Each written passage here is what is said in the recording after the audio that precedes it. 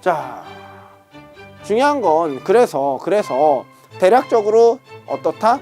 예년에 비해서 추합이 안 돌았다, 덜 돌았다 라고 얘기를 할 수 있는데, 그럼 올해 어느 정도 성적이 돼야지 서울대 쓸 수 있을까요? 이렇게 이제 고민하는 친구들 많을 거예요. 근데 실제로 답변 드리기가 조금 어려워요. 왜 그럴까요? 실제로 환산점수 제가 이렇게 놓았는데, 환산점수 이제 서울대식으로 환산된 점수예요. 근데 이렇게 보면 되게 어려워서 백분위로 많이 제가 말씀을 드리거든요. 근데 여러분들 잘 알겠지만 우리 서울대 같은 경우는 아시겠지만 백분위가 거의 다 동일하죠.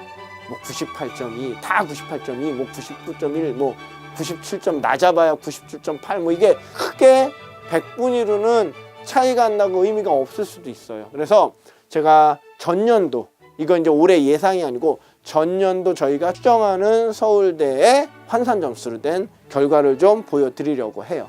보신 것처럼 뭐 인문계열 같은 경우는 46명이고 394.26이 환산 점수였어요. 그럼 제가 이거 왜 보여드리냐고요? 여러분들 어차피 본인들 성적 수능 뭐 이렇게 하면 서울대식으로 계산 금방 할 수 있거든요. 서울대식으로 계산해서 내가 이 점수보다 높아 그럼 무조건 써야지가 아니고 비근하게 좀 한번 보시라고요. 전년도는 저 정도였구나 라는 걸 좀 보시라고 제가 하는 거니까, 절대적으로 이 점수가 뭐 전년도 컷이야, 올해 그럼 이거 넣으면 되겠네, 전년하고 올해는 또 상황이 다르기 때문에 그렇지는 않아요. 참고하라고 보여드리는 거예요.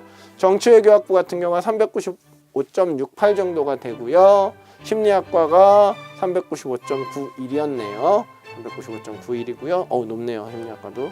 그다음에 사회학과가 395.36이고요. 사회복지가 조금 낮아요. 그죠? 그래서 393.78, 지리도 393.85. 그다음에 경영이 396.95로 어떤 의미로는 이렇게 보시면 우리가 당연히 경영대학이 제일 높을 거야 라고 했는데, 그나마 경영대학은 조금 뭐랄까요, 경영대학이 제일 높을 거야 했는데 겁나서 경영을 안 쓰고, 못 쓰는 게 아니고 안 쓰고 차라리 그거보다 바로 아래에 있는 경제를 써야지 하는 친구들은 상당히 많거든요. 혹시 경영 썼다나 떨어지면 어떡해 라는 생각 때문에. 그러다 보니까 어떻게 돼요? 오히려 역전현상이 생기기도 한다라는 거죠. 역전현상이 생기기도 해요. 서울대가 무조건 경영이 탑이 아닌 경우가 매년 그래요. 많아요. 그렇기 때문에 대략 경제학부보다 작년에는 좀 낮았네. 농경제사회학부 같은 경우도 394.49고요. 사범대 같은 경우 볼까요? 사범대가 위에 있네요. 국교 같은 경우가 393.16, 그다음에 영어교육이 392.12, 사회교육이 392.38 정도가 되고요. 지리가 392.09. 대략적으로 물론 서울대 같은 경우는 수점 0.1 갖고 붙고 떨어지고 하다 보니까 되게 중요하겠지만 대략적으로 392점대가 사범대를 좀 지원을 했구나, 인문계열 쪽에 있는 사범대를 좀 지원을 했구나 보시면 될 거예요. 그다음에 간호대학 같은 경우가 384.88로 많이 돌기도 했고 제일 낮잖아요. 그죠? 간호 384.88. 의예과 같은 경우가 394.95. 의예과가, 자연계는 394.95점 정도가 되고요. 수리과학부가 391.11, 물리가 386.25, 천문이 384. 그래서 이런 거죠. 일반적으로 자연과학부 쪽에 있는 과들이 384점대일 거고요. 맞죠? 제 말이. 그다음에 공대 중에 일부 이제 인기 있는 공대가 385, 얘보다 높을 거고요. 그다음에 조금 학생들이 좀 꺼려한다기보다는 좀 하단에 있는 공대들이 382가 제일 하단에 있고, 나머지는 383, 그 정도에서 아마 환산 점수가 되지 않을까 싶습니다. 그렇게 따지면 뭐죠? 자연계 쪽에서는 의대가 제일 높고 당연히 높고요. 그다음에 수리과학부가 390을 넘었으니까 상당히 높은 성적이구나 라고 이제 보실 수 있을 것 같습니다. 자, 그리고 이제 전기정보 같은 경우도 387, 컴퓨터공학부 387, 화학생물 387, 387이 많네요. 그다음에 아까도 말씀드렸지만 좀 낮은 학과들이 382, 이렇게 위치에 있답니다. 식품영양 같은 경우가 380.49, 낮네요. 식품영양이.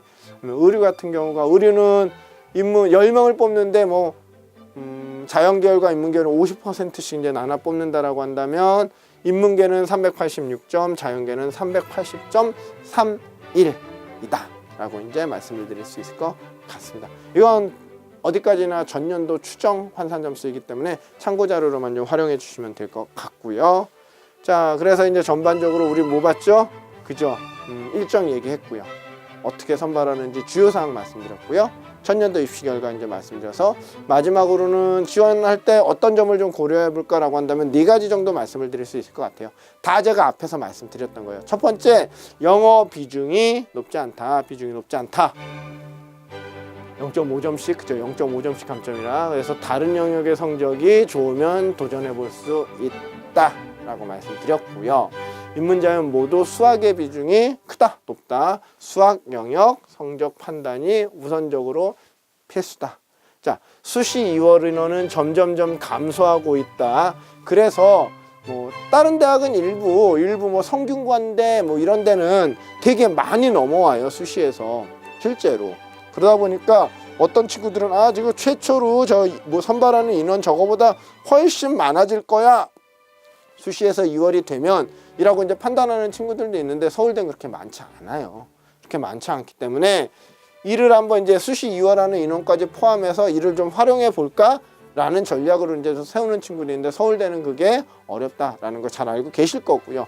마지막, 정시 충원율도 점점점 감소하고 있다. 매년 감소하고 있기 때문에 특히나 인문계열의 충원율은 거의 없다, 높지 않기 때문에 이런 예비번호 받고 추합을 노리면서 지원을 해야지, 좀 상향 지원을, 서울대 상향 지원을 좀 해야지 라고 하는 생각은 좀 버리자 라는 말씀을 드릴 수 있을 것 같습니다.